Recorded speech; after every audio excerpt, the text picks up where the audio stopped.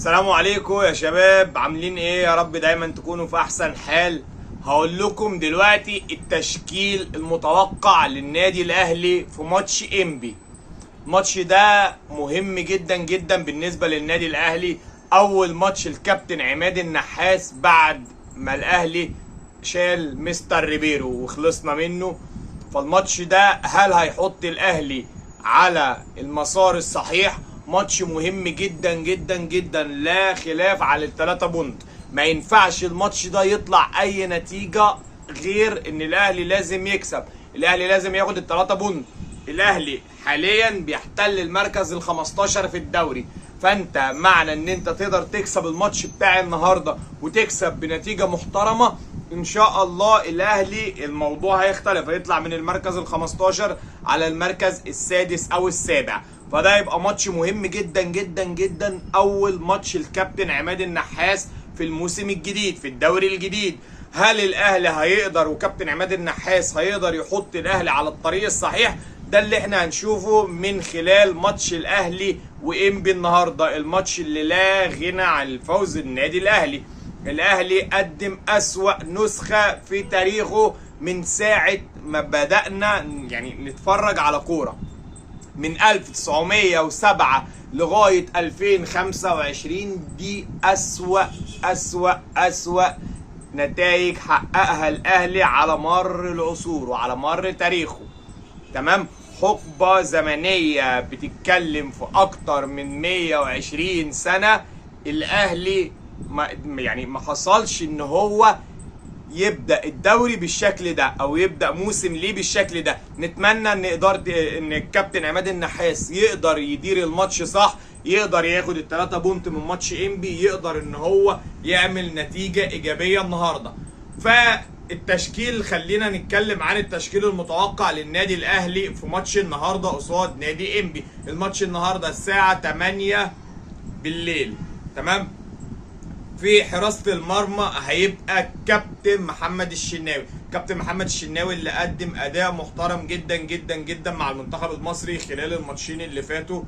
قدر ان هو يحافظ على نظافة شباكه، قدر ان هو يعمل ماتشين ممتازين جدا جدا جدا. فالشناوي هو الاقرب ان هو يبقى موجود الفترة اللي جاية. كابتن محمد الشناوي هيبقى حارس المرمى، وكابتن عماد النحاس بيعتمد اكتر على كابتن محمد الشناوي عشان هو بخلاف اي حاجة وبخلاف ان هو حارس كبير وحارس عظيم، هو كابتن الفريق. ولازم مطوشة زي دي لازم يبقى فيه كابتن وحد بيصحصح اللعيبة وبيفوق اللعيبة. فاعتقد ان لا غنى عن ان الكابتن محمد الشناوي هو اللي هيبقى موجود النهارده الماتش بتاع النهارده. الباك اليمين هنروح لمحمد هاني، لان محمد هاني هو افضل الفتره اللي موجوده، وكريم فؤاد مصاب كريم فؤاد مصاب وعمر كمال مصاب. فمحمد هاني هو الباك اليمين النهارده. الباك الشمال محمد شكري للاسف برضه خارج التشكيل ومصاب، وكريم فؤاد اللي شفناه الفتره اللي فاتت كان بيلعب وينج باك شمال هو كمان مصاب. فالاهلي هيروح بنسبه كبيره، الكابتن عماد النحاس هيروح لاحمد نبيل كوكا. فهيبقى محمد هاني باك يمين واحمد نبيل كوكا باك شمال. قلبي الدفاع بنسبه كبيره هيبقى العائد من الاصابه المدافع الافضل خلال الفتره الاخيره مع النادي الاهلي وهو ياسين مرعي، وجنبه هيبقى احمد رمضان بيكمل. خط الوسط اعتقد هيبدا بمروان عطيه اللي عمل ماتش مهم جدا جدا جدا قدام بوركينا فاسو. اكتر لاعب قدر ان هو يقطع الكوره، واكتر لاعب عمل دقه تمرير بنسبه 98%. فهنشوف مروان عطيه موجود النهارده، وجنبه بنسبه كبيره جدا جدا جدا هيبقى اليو ديانج اللي عمل كان ماتش محترم الفتره الاخيره مع. جنبه هيبقى اليو ديانج اللي قدم مستوى محترم جدا جدا جدا خلال الفتره اللي فاتت مع النادي الاهلي في الكام ماتش اللي بدا فيهم اساسي. فهيبقى اليو ديانج متواجد، وجنبه محمد علي بن رمضان اللي قدم مستوى ممتاز وقدر ان هو يصعد بمنتخب تونس لنهائيات كأس العالم، ويبقى من الثالث منتخب مشارك من الأندية العربية اللي مشاركة في كأس العالم لكأس العالم للمنتخبات. فمحمد علي بن رمضان هيبقى متواجد. قدامهم هيبقى احمد سيد زيزو اللي كان بيقدم مستوى ولا اروع مع المنتخب، وافضل حد كان متواجد مع النادي الاهلي خلال الفتره اللي فاتت، فطبعا احمد سيد زيزو هيبقى موجود اساسي.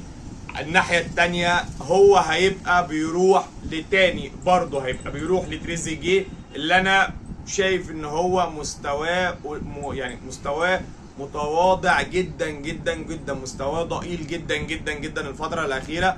أتمنى إن احنا يعني نشوف أشرف بن شرقي ما يبقاش تريزيجيه. خط الهجوم هيبقى جراديشار، ده بالنسبة كبيرة ده التشكيل اللي هيبقى بادئ بيه كابتن عماد النحاس النهارده. الماتش قدام نادي انبي، ان شاء الله الاهلي لازم يكسب ان شاء الله. انا بتوقع ان الاهلي هيكسب النهارده، هيكسب بسكور محترم. الاهلي قادر النهارده يكسب مش اقل من 3.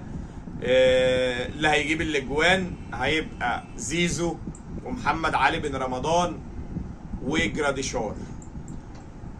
متنسوش تعملوا لايك، متنسوش تعملوا اشتراك في القناة وتفعلوا زر الجرس. اشوفكم بعد الماتش، سلام.